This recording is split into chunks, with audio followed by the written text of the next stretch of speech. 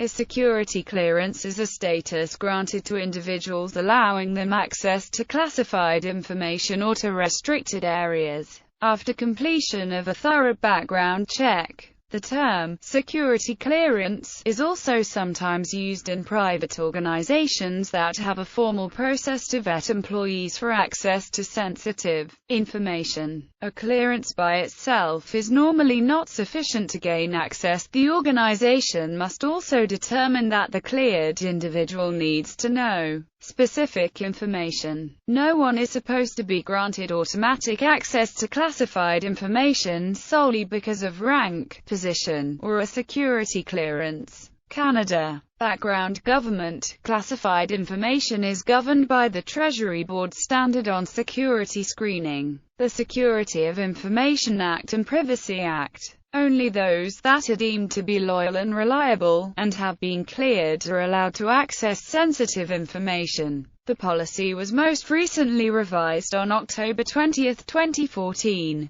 Checks include basic demographic and criminal record checks for all levels, and, depending on an individual appointment's requirements, credit checks, loyalty, and field checks might be conducted by the RCMP or CSIS.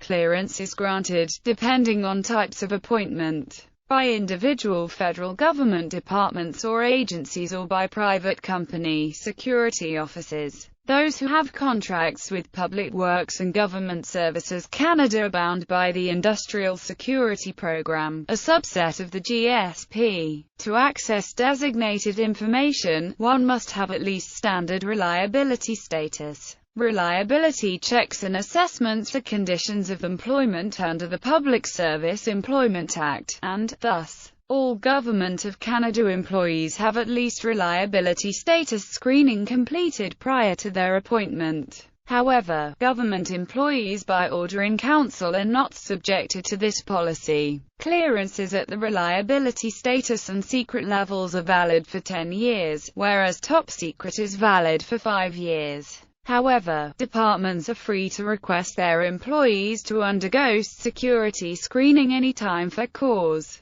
Because security clearances are granted by individual departments instead of one central government agency, clearances are inactivated at the end of appointment or when an individual transfers out of the department. The individual concerned can then apply to reactivate and transfer the security clearance to his/her new position. Hierarchy. 3 levels of personnel screening exist, with 2 sub-screening categories. Standard screenings are completed for individuals without law enforcement, security and intelligence functions with the government, whereas enhanced screenings are for individuals with law enforcement, security and intelligence functions, or access to those data or facilities. Security screening. Individuals who need to have RS because of their job or access to federal government assets will be required to sign the personnel screening consent and authorization form. Reliability status. Standard reliability checks are done by verifying personal data, criminal records check, credit check, educational and professional qualifications, data on previous employment and references. This level of clearance will grant the right to access designated documents with markings of protected A and B information, assets on a need-to-know basis. It is mandatory for individuals when the duties or tasks of a position or contract necessitate access to protected information and assets, regardless of the duration of an assignment.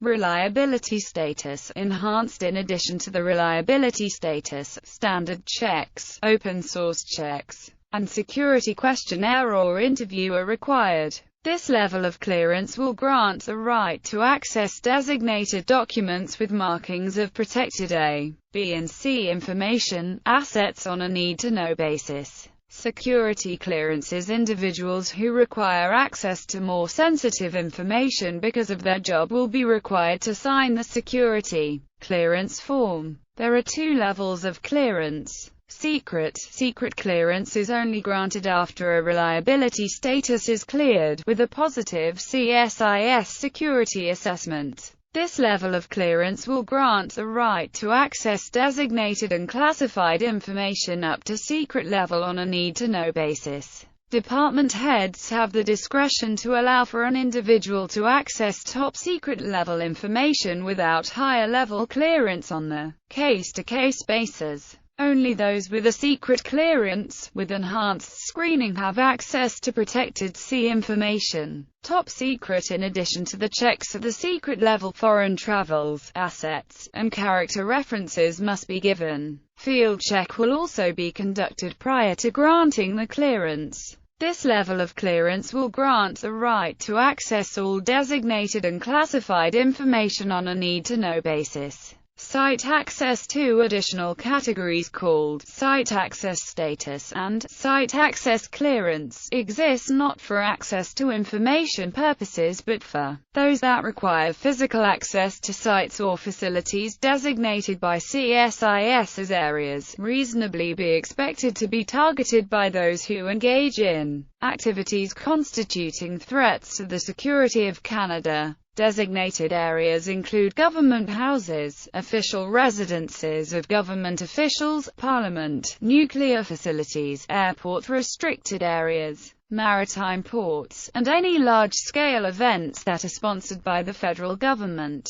Where reliability is the primary concern, a site access status screening is conducted. Where loyalty to Canada is the primary concern, a site access clearance is required. They are both valid for 10 years. Legal. Prior to granting access to information, an individual who has been cleared must sign a security screening certificate and briefing form, indicating their willingness to be bound by several acts of Parliament during and after their appointment finishes. Anyone who has been given a security clearance and releases designated, classified information without legal authority is in breach of trust under Section 18 of the Security of Information Act, with a punishment up to 2 years in jail. Those who have access to special operational information are held to a higher standard. The release of such information is punishable by law, under Section 17 of the Security of Information Act, liable to imprisonment for life. Section 750 of the Criminal Code states that no person convicted of an offense under Section 121, Section 124, Section 380 or Section 418 has, after that conviction, the capacity to contract with Her Majesty or to receive any benefits under a contract between Her Majesty and any other person, or to hold office under Her Majesty unless a pardon has been granted.